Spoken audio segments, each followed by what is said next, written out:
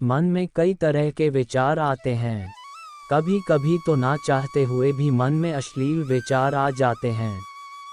लेकिन महात्मा गौतम बुद्ध की इस कहानी से आपके विचारों में बदलाव आएगा। मनुष्य का मन बहुत ही चंचल होता है और इसलिए मन में कई तरह के विचार उत्पन्न होते हैं। क्षण भर में ही व्यक्ति का मन कई चीजों को सोचने लगता है। इसलिए तो कहा जाता है कि मन को काबू करना आसान नहीं। लेकिन गौतम बुद्ध मन को नियंत्रित करने के आयामों के बारे में भी बता चुके हैं।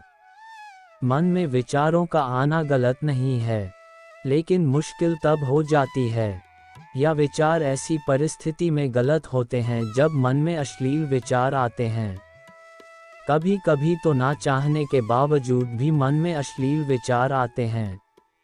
अगर आपके मन में भी ऐसे विचार आते हैं तो गौतम बुद्ध की इस कहानी से आपके विचारों में जरूर बदलाव आएगा। बुद्ध अपने भिक्षुओं को उपदेश देने के साथ ही उन्हें भिक्षाटन के लिए भेजते थे। एक बार उन्होंने अपने भिक्षु भरत को भिक्षा लेने के लिए एक श्राविका के घर भेजा। भरत पूरे रास्ते मन में ये सोचते हुए श्राविका के पास गया कि आखिर आज भिक्षा में क्या भोजन खाने को मिलेगा, क्योंकि भरत चंद्रुवंश के राजकुमार थे और बुद्ध के सानिध्य भिक्षु के रूप में दीक्षित हुए थे। हमेशा भरत को महल में खाने के लिए स्वादिष्ट पकवान मिलते थे, लेकिन आज भिक्षा के रूप में उसे जो भी मिलेगा संतुष्ट होना पड़ेगा। श्राविका के घर पहुंचकर भरत ने भिक्षा मांगी। श्राविका ने भरत को बैठने के लिए कहा और भोजन लाने के लिए घर के भीतर चली गई।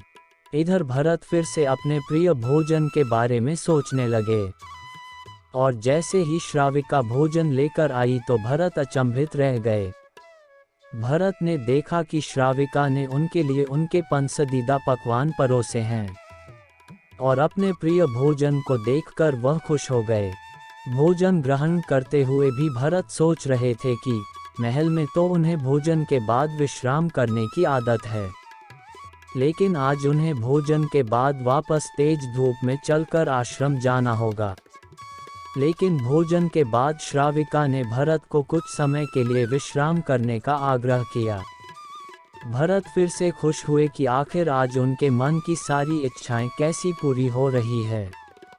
इसके बाद भरत कुछ देर विश्राम करने लगे, लेकिन विश्राम करते हुए भी लेटे लेटे वह सोचने लगे कि आज तो मुझे भोजन के बाद विश्राम करने को मिल गया, लेकिन ऐसा रोज रोज नहीं होगा। जब भरत विश्राम के बाद उठे तो श्राविका ने कहा कि आप जब तक चाहे यहाँ ठहर सकते हैं। भरत अब समझ गए कि ये कोई संयोग नहीं हो सकता। उन्होंने श्राविका से कहा कि मुझे क्षमा कीजिए, क्या आप मेरा मन पढ़ सकती हैं? श्राविका ने हाँ में उत्तर दिया और कहा कि हाँ, मैं मन पढ़ सकती हूँ।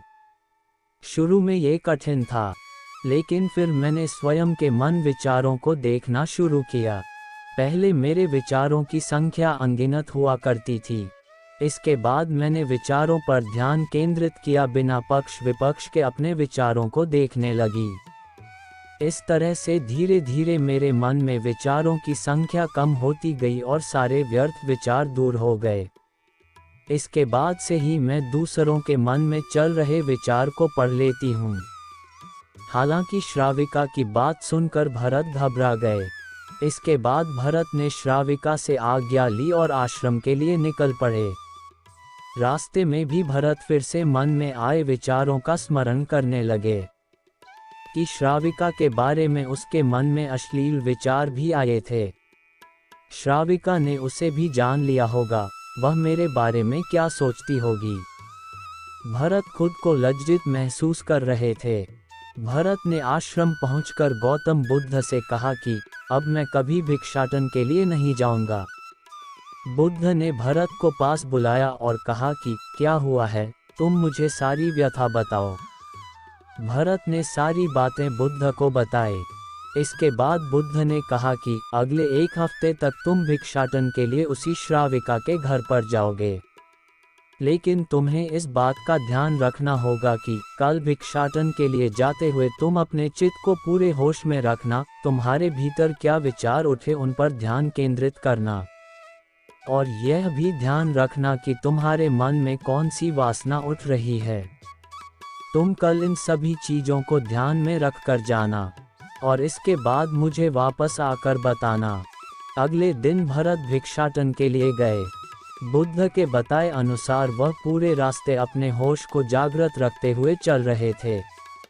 जब श्राविका का घर आया तो भरत ने भिक्षा मांगी। उसके भीतर कोई वासना नहीं थी और न ही कोई विचार उत्पन्न हो रहे थे, क्योंकि उसने अपने मन को पूरी तरह जागृत रखा था। भरत ने भिक्षा ली और आश्रम चला गया। भरत ने बुद्ध को प्रणाम किया और कहा कि आज उसे जिस आनंद की अनुभूति हुई वह पहले कभी नहीं हुई।